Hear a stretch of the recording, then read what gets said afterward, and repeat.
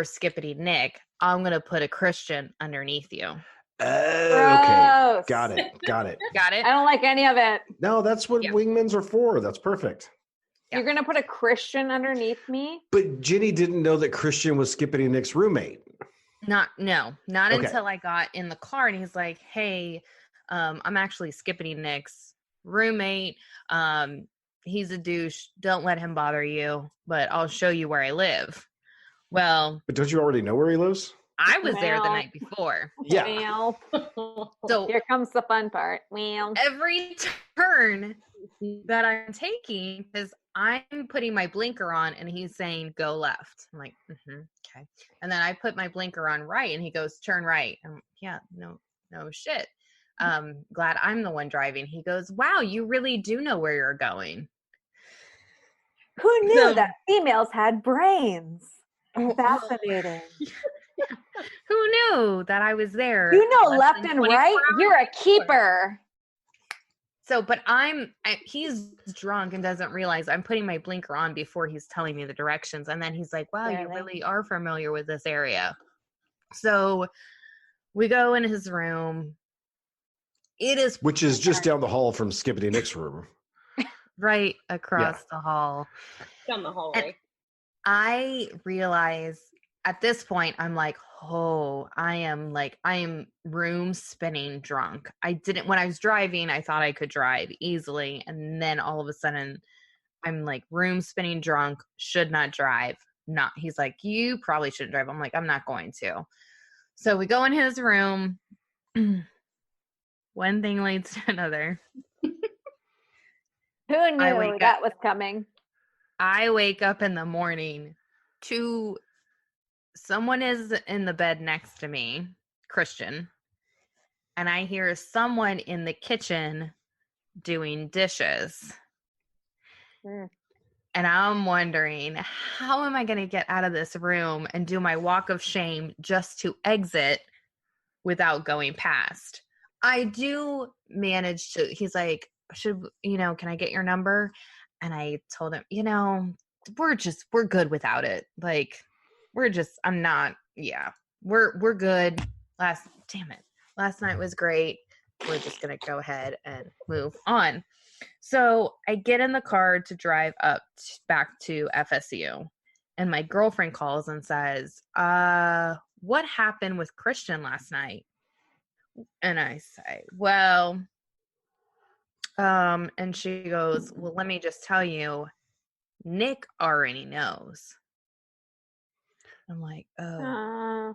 And she goes, you're going to have to get out in front of this. Like, you're going to have to do some damage control. And I was like, all right. Technically, she tried to push Christian under me. So I'm like, I don't know why this is a thing. So I call Skippity Nick. Wait a minute. I have a question about the girlfriend. Okay. She knew that Nick and Christian were roommates. That was not a good friend. Well, it gets weird. Okay. So I immediately call as I'm hungover, driving 4 hours back to FSU. So, okay.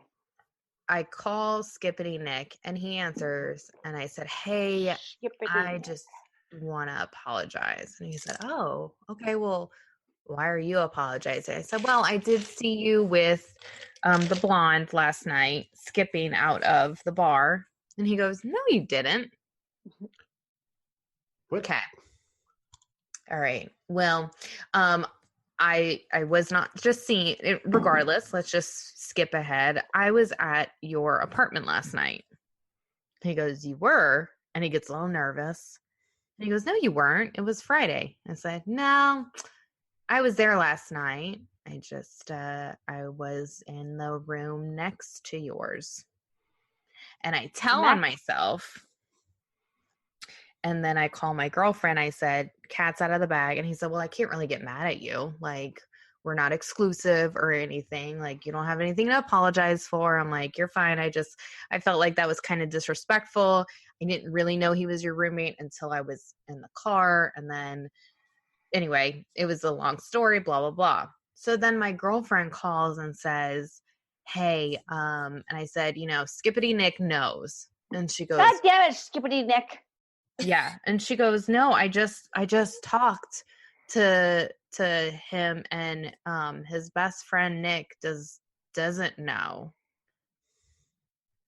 And I was like, well, no, I just got off the phone. And she goes, no, I'm talking about, and she goes, I'm talking about Christian's best friend Nick, who's friendly with Skippity Nick.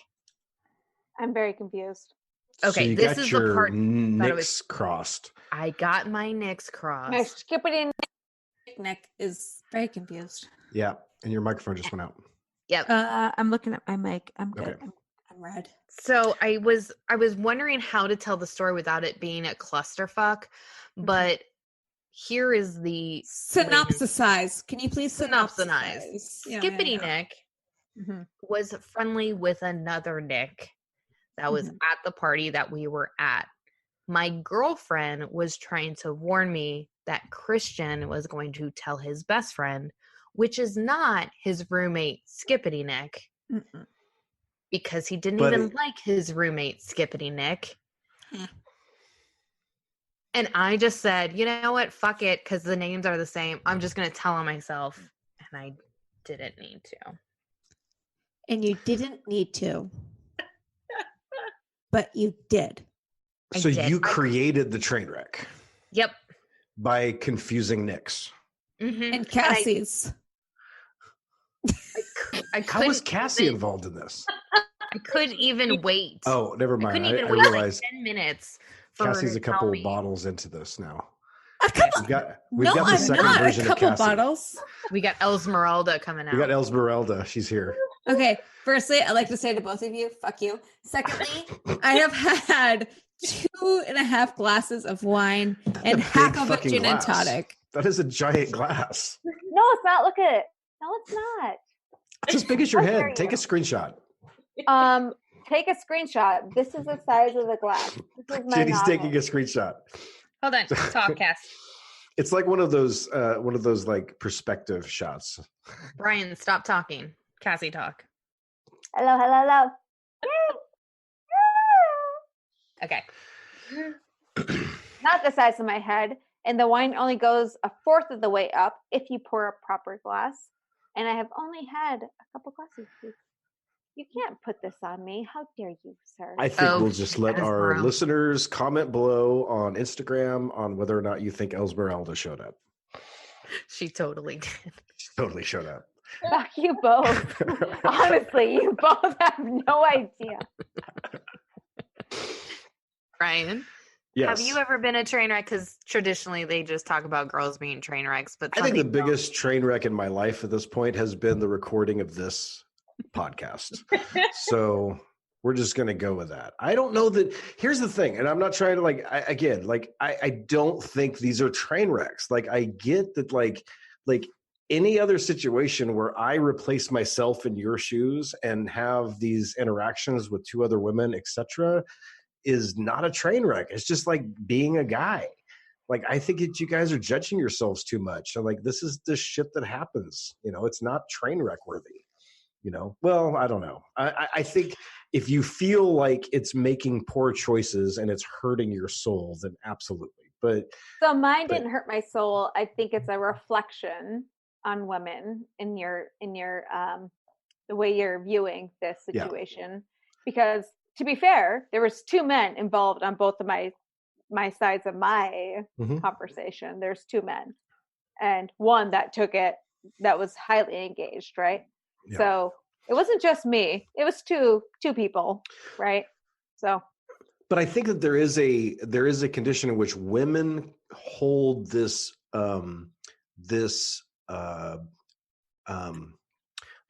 I'll cut all this blank space out of here, but they hold the responsibility of protecting men's egos. And they, in their choices in their life, they look back at those decisions and they're like, is this something that any normal man would be able to survive knowing? And I'm just saying, like, the fact that we have to judge whether or not normal men are capable of surviving stuff that you choose to go through in your younger days is the problem. Normal men need to step up and like get stronger egos and like, you know, own their shit better and be better men and like not be challenged by whatever experiences your partner has gone through in their lives. No, that's great. I agree with that.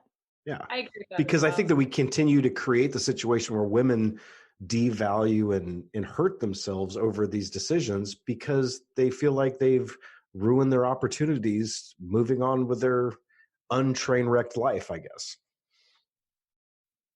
That was nice. Yep. Uh-huh. Uh-huh. Uh-huh. Oh God. Mhm. Are those fake ice cubes? No, they're real. Esmeralda You hear? didn't give the chance for the ice to melt. You know what? I'm going to come all the way over to Brandon just to kick your ass. I was judging you there, and I would love to see you. So it'd be worth asking just to be able to Honey, see you. I've been working out with the trainer 4 days a week for the last 2 months. You don't want to mess. You don't want to mess Definitely with don't, this. especially with your newly wedgied. You might My walk funny for a vagina is week. ready, and I'm an Aries. I will take you down. Sarah, you know what I'm talking about. I think we're going to use that for one of our clips for Instagram. My vagina Great. is ready, and I'm an Aries, and I'm going to I will take you take down. you down. Be my I gotta guest. get the merch set up because your We whoopsie need cum is t-shirts. Whoopsie Yeah. cum, Okay. and my vagina is ready. She can handle anything. well, Sarah. Your train wreck Hope you moment had fun. I was have. obviously the best. Well, I wasn't trying to win anything. I feel like that's the But you one thing did. you could win. And going back to what you said, I don't really feel bad about the experience. I look back at it more like, oh, that's a great story, or like, damn, that was quite an experience. But I think the thing I feel bad about in it is, you know, I didn't go into detail what happened, but there were a lot of disrespectful things that happened and a lot of things that I should have left for that happened that night, and I didn't. And for that, it just kind of made me wake up and be like, girl, like, you gotta take up for yourself and have respect because nobody else is going to if you don't. So that was the kind of the stuff that I felt bad and grew a little bit, thinking like, I've really got to take care of myself now. That's legit. I mean, that's legit. I mean, and the thing is, in this country that we're in, we have a lot of young women that are subjected to bad situations. And, you know, I think that a lot of the problem is that, you know, we feel like they can't control those situations. And I want the people, my daughter is 13 years old. I know that she's going to be sexually active within the next, 5 years. She's and I already want her- masturbating, so we know that. Oh, God, I hate you. But I want her to be empowered and capable of dealing with whatever situation she puts herself in and not to judge herself. So Get on ya. Jenny's lost it. Jenny just gets a kick out of making me feel weird about my daughter. If